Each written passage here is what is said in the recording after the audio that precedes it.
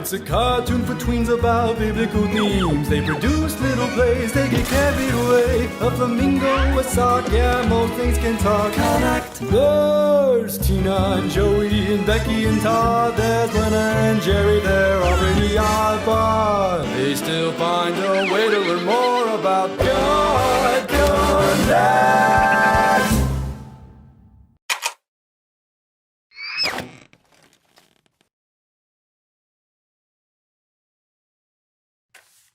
Hi, Jerry! Hi, children. Got some good news for your three-part production of Judges. Mr. Adderton, the theater manager, has arranged for 3 unique guest directors to teach you kids. Wait, guest directors? But we've proven ourselves mature and capable. Object all you like, but old Jerry's orchid hunting in the Everglades until next Thursday. And you need supervision. What could possibly happen? Oh.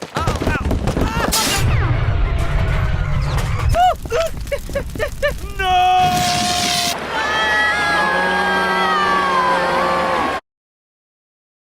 Miss Asimov's in charge today. Give her your full attention and respect. Goodbye, children. Have a nice trip. Hello, children. Excellent reaction. Now we will begin, no? I will not bore you with my long list of accomplishments. I directed my first full production at the age of 11. Even leaders need guidance, Miss Frederick. Pay attention, you learned something, yeah? The piece I would like to explore with you concerns the judge Deborah. God sent Deborah to save the Israelites from their enemies and from themselves, which was an unlikely choice as women at that time were typically regarded as property. All of you lined up! You! Me? Yes. Break from the chorus. Fill your spirit with Deborah. 5, 6, 7, 8, and lead, and advise, and lead. Now, go, Deborah, to rise up and fight Sisera's army of 900 iron chariots. Now on to victory. Let me see your victorious jazz hands. Jazz hands, everyone.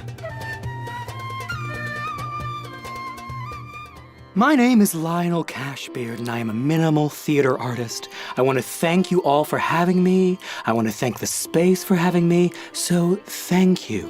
And thank you, space. Let's all thank the theater space. Thank you, space. So the judge Gideon leads an army of 10,000, and God has him send all but how many home? 300, Mr. Cashbeard. Correct. Now how would we stage that? What about this broken broom? I'm confident its hidden energy could be unleashed to suggest 10,000 soldiers. That's absurd. It's a broom. Can't be 10,000 soldiers. And you can defeat 10,000 soldiers with only 300. But Gideon did it. God uses absurd strategies to accomplish God's purposes, so why should we be any different? Let's thank the broom. Thank you, broom. Thank you, broom! I'm Jackson Python. Can I ask what the shield is for? To shield me from arrows, stones, spears, and the blood of my enemies. Oh, okay. We will explore the Israelite judge Samson. We will open with a fire dance. Samson was a loose cannon. The Israelite people never knew what he would do next. Let us evoke that same terror and uncertainty in the audience. Dance! Dance haphazardly with the open flame! I'm really not feeling safe right now. Fantastic! And now we need the lion. Lion? Like a lion? Lion? Of course! How else could we authentically experience Samson tearing apart a lion with his bare hands? Ha ha ha ha! I am your master, lion! This is not going well. Samson tore down the false temple. A final homicidal act in a life filled with homicidal acts. How do we stage this? Mr. Python, we really don't want you to overexert yourself. You were just mauled by a lion. Let's tear down the theater with our bare hands. You, take me to the main support beam. I want to go home. Children, help me! Help me tear down the theater and kill 10,000 Philistines! Howdy-ho, kids. Jerry! How were the guest directors? Cool. Terrifying. I'd say we have mixed feelings about all the directors. Well, these guest directors might not be what you were expecting or hoping for, but neither were many of the judges God appointed to protect and preserve the Israelites during a very difficult period. When God uses someone flawed or downright strange as a leader, on the surface, it may not make a lot of sense. But you have to remember that receiving leadership from other people is one of the many ways that God is looking out for us and shaping us to be leaders to others. Almost there!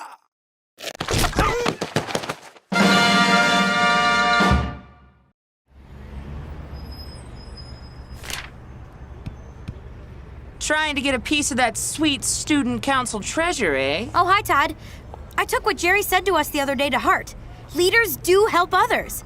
And I found a big opportunity to do that by becoming Student Council Treasurer. I'm modeling my campaign after King David. The same King David we're doing our next play on? Yes, he's the perfect example of a great leader and was a faithful servant of God. And if elected treasurer, I promise to lead with the same humility and integrity as King David. I will also institute hot dog and hamburger Fridays. Vote Becky Frederick! Woo! Yes! Hot dogs! Man, Becky, that was great! You've got my vote for sure. Hey, do you need help with any of the campaigning? That'd be fantastic. Who are you up against? Mike Bowman? He's super nice and uber well-liked. There's not really any way you'll be able to attack him and come away clean. I don't want to attack him. I'll do the mudslinging for you so your hands won't get any blood on them. Todd, you can't have integrity and run a negative campaign. King David wouldn't sling mud, and neither will I. Oh, wow, Beck, you're a natural. Condemn it publicly, condone it privately. I don't condone it at all. This is our last communication concerning our tactics. Old Todd's going rogue. Samuel, fill your horn with oil and go to Jesse of Bethlehem. I have chosen one of his sons to be king. But if King Saul hears about it, he'll kill me. To Bethlehem, anoint the one I indicate. Jesse, how are we? I'm here to anoint one of your sons king. Take your pick. Nope. No. Nah. No. Are these all the sons you have? Well, there is still the youngest. He is tending sheep. Rise and anoint him. This is the one. The Lord looked past physical appearance into David's heart and saw that he was a man of faithfulness. I am Saul, the corrupt, wicked, demon-infested incumbent king. Like all entrenched political figures, Saul had grown corrupt and evil. Are there examples of King Saul in your own lives? Student treasurer incumbent Mike Bowman seems the obvious example, but are there others? Think on it at intermission. Todd, stop doing this. Stop doing this right now. You have no say in my actions, as I am an independent political entity in no way connected to the campaign. As a show of appreciation for my capable rival, Becky Frederick, the Mike Bowman campaign wants to buy her entire audience ice cream. Todd, take the gloves off. I mean in the campaign. Ooh, even better. Bum, bum, bum, Saul has slain his thousands, and David his tens of thousands. I, the evil and wicked King Saul, fear that David will gain too much of the popular vote, and... Psst, Tina! Script change! My lame ice cream giveaway attempt did not work. David must be killed. Kill David. But I am too elusive to be so easily slain. Some urge me to kill you, Saul, but I spare you. You are more righteous than I. Just as Becky Frederick is more righteous than Mike Bowman. Bow before your intelligent, creative, intuitive, but analytical, risk-taking, good-natured, independent future student treasurer, who, by the way, has excellent posture. Not like Mike Bowman, that's slouch. Ladies and gentlemen, you can sit here and watch this propaganda, or you can join me at the park for an impromptu pizza party. Pizza party! Sorry, Beck, but pizza's thicker than water. Hey, Mike! Wait for me! What have I done? This isn't how I wanted this to go. Becky, you went astray from the path of faithfulness. I did? How? A truly righteous person is someone who has no interest in what people think of them, but only what God is calling them to do. But student treasurer is my calling. Then you must demonstrate that with your actions, not with your boasts. That was mostly Todd. Yes, but you did not denounce his shenanigans as you should have. David too went astray, but he showed great remorse and returned to God with humility. you can be redeemed as well, Becky Frederick. You mean that student treasurer is still within my grasp? Should you be given the honor, be so righteous, be so faithful in service that all treasurers henceforth shall be compared to you. I will, Talking Crown. I will.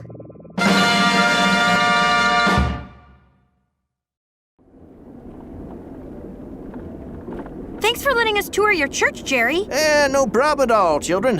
A church with a tour group is a happy church. Wait, the field trip you promised me is touring a church? Yes, to research spaces of worship. Our upcoming production of Solomon's Temple needs to capture the glory and majesty of the temple Solomon built for God. I blew off studying a math test for this. Did you study for tomorrow's history test at least? There's a history test too? Yep. No. I can get away with bombing one test, but 2 tests? I'll be on video game probation for like a month. There it is, St. Peter's, the largest religious structure in the Tri-County. Well, St. Peter's Church was built in 1888. Well, we got all that and more here. Seating capacity of the sanctuary, 350. Standing capacity, 425.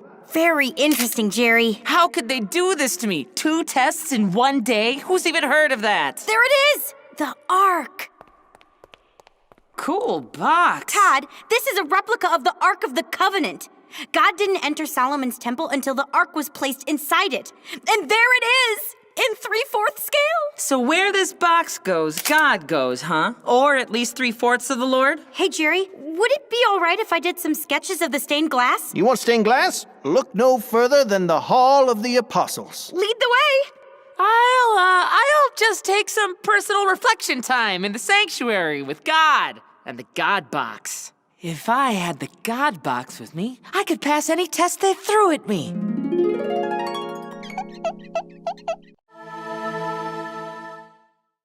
Todd, what's the square root of 1,646,972? 1,283.34407. What is the distance from the Earth to the Sun? 93 million miles. Who was the... Napoleon Bonaparte. Right again, Todd.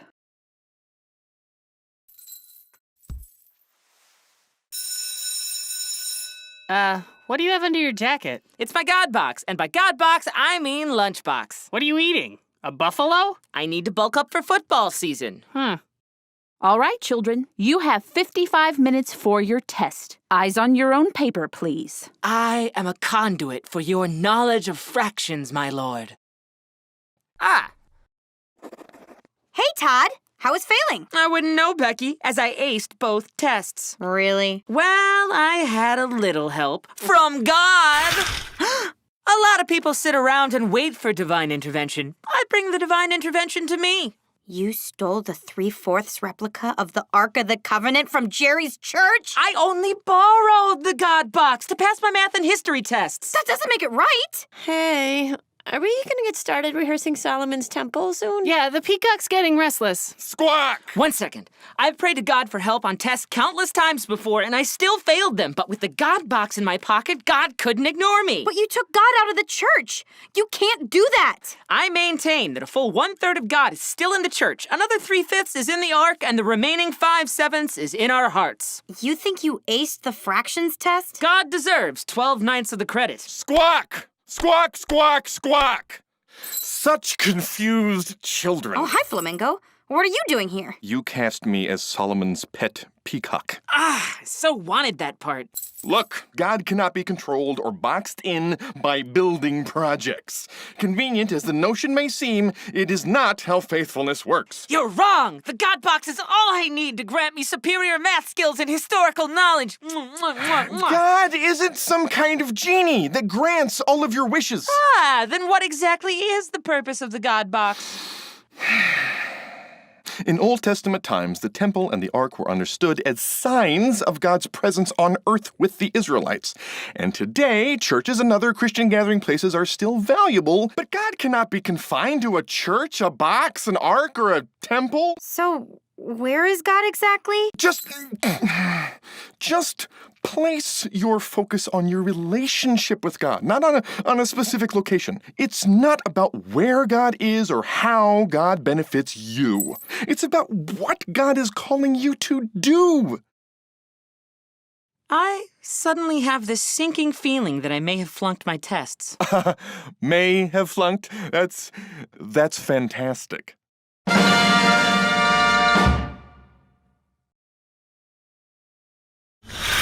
The temple is built. Come, my Israelite subjects, bask in its lavish grandeur of all that I, King Solomon, has given you. Ooh. Finally, a place of worship worthy of the Lord Almighty. Wait a second. What's that shrine over there? That's Chemosh, the detestable god of Moab. My wife Susie wanted a shrine to her god, and I figured, well, what's the harm? This shrine doesn't seem very Israelitish. Oh, that's just a shrine dedicated to Molech, the detestable god of the Ammonites. My wife Ellie wanted it, and you know how wives get when you don't give them shrines, am I right? And that one? Pan the goat god at Deidre's request. Wow, should you have so many false idols in the temple of the Lord Almighty? Look, I have made a lot of promises, and I have a lot of wives. That brings me to my second question. Should you have so many wives? This is why I built the temple in the first place, to win some points so the Lord will get off my back about my 500 foreign wives. Well, if you're going to worship false gods and hold hundreds of wives, maybe I'll take up stealing. And I'll commit murder. And I'll covet from dawn till dusk. If God has a problem, God will let us know. Solomon, you have strayed from the path of faithfulness. But I built the temple. I thought that squared us, Lord. What is the point of a temple if you are not faithful to God? I will tear the kingdom away from your wine. I will tear it out of the hand of your son. My son? It is so. So because you messed up, we're getting punished with a prolonged and unnecessary civil war? God thinks you are complicit in the unfaithfulness. No, it's because of your blasphemy that our entire kingdom is being divided. Actually, it won't be divided until after my death. Whoa. You don't have to face any of the repercussions of your actions? Well, I have to live with the knowledge that I'll never have to face the repercussions of my actions. Now, if you'll excuse me, tonight is several of my wife's birthdays, and I have to go figure out which ones.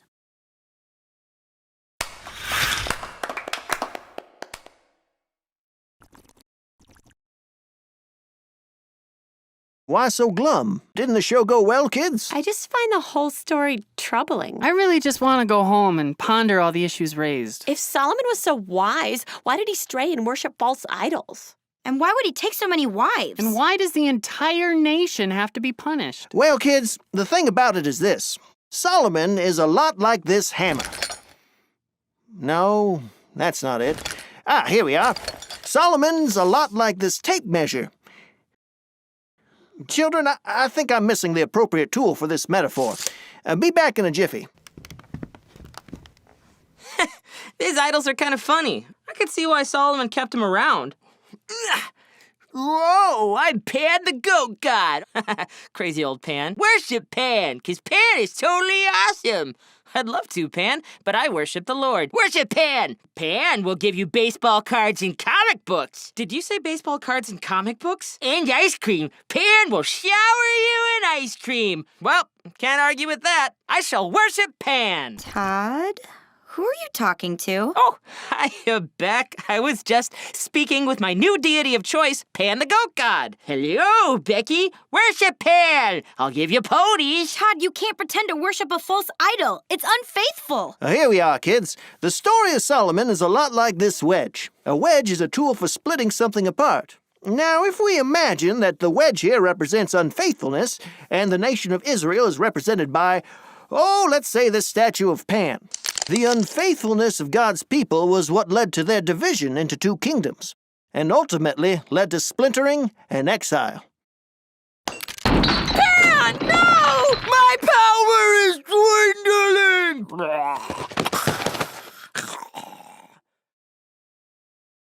So just because Solomon was having doubts, his people were sent into exile? Now, this goes beyond mere doubt, Becky.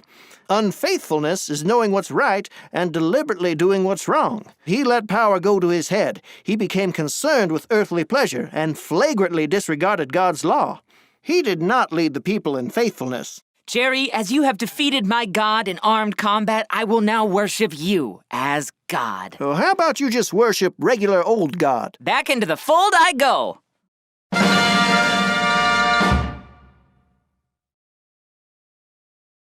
Hi, Becky. Todd, have you received any online messages from Tina lately? You mean her daily kitty quotes? I'm talking about the top 10 list concerning Joey and how lame he is.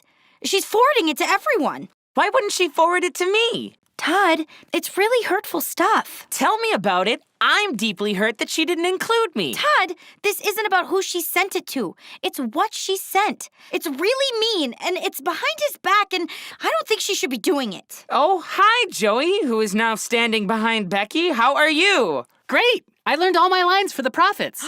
That's so great, Joey! You're great. You have so many winning qualities. No one thinks you're lame. No one! Thanks. Oh my goodness, he has no idea. Do you think I should say something to Tina? I don't know, Beck. Tina holds a lot of sway on the internets. She'd be a powerful enemy to make.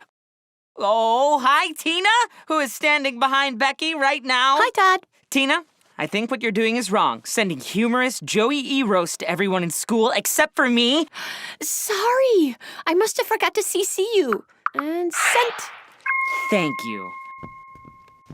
You got the top 10 list, right? Yeah, I did. Wasn't it so funny? Yeah, pretty funny. See you at rehearsal. Yeah. That is so funny. Joey's ears are too big for his face. Hi, Joey. Thanks so much for coming to rehearsal. It's always so good to see you. I guess. What's wrong, Joey? I don't want to talk about it. Can we just start, please? Let's begin rehearsal, team. This week, we're performing a short piece about the prophet Amos. Joey, you'll be playing the Israelite elder. Tina, you'll be playing King Jeroboam. All right, places, everyone. Let's just walk through from the top.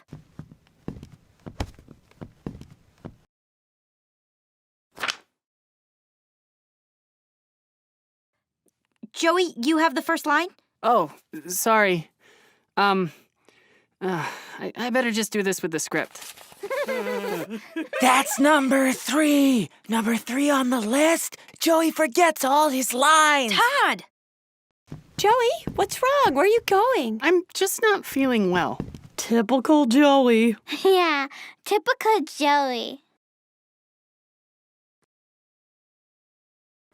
Todd, I really think I need to say something to Tina. I agree. You should say something. But then I don't want to lose her as a friend. Yeah, maybe you shouldn't say anything. But she's being so cruel to poor Joey. It can't go on like this. Something has to be done. But then, is she just gonna turn around and write a top 10 list about me? Oh, yeah. You're ripe for satire, Beck. Man, this is a pickle. Becky Frederick, you stand in judgment for not speaking the truth when it needed to be told. But she'll hate me. Truth-telling is hard, lonely, and sometimes dangerous work. But the truth must be told. But Tina holds tremendous sway on the internets. The prophet Nathan risked his position and even his life in speaking the harsh truth to King David. Nathan serves as a role model for what we are all meant to be for each other. Tell the truth, Becky. The truth! Woe to you who long for the day of the Lord. Why do you long for the day of the Lord? Why do you say these things? The Lord asked me to say the truth, though you do not want to hear it.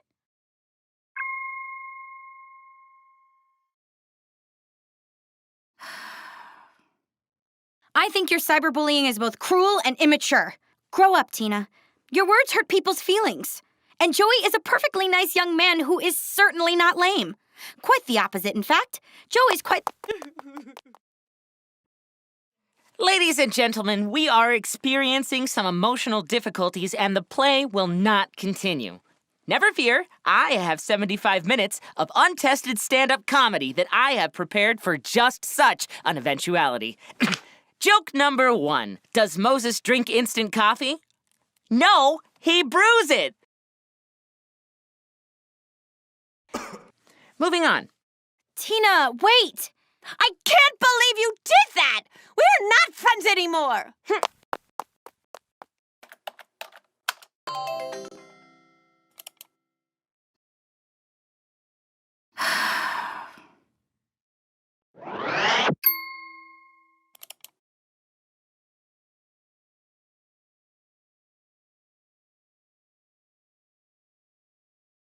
Hey, Joey, did you know the disciples drove a Honda? I did not. The Bible tells us they were all in one accord. Hey, Joey. Yeah, Todd. How would you like to have a new boat? I'd love it. Well, I know a guy. Hey-o!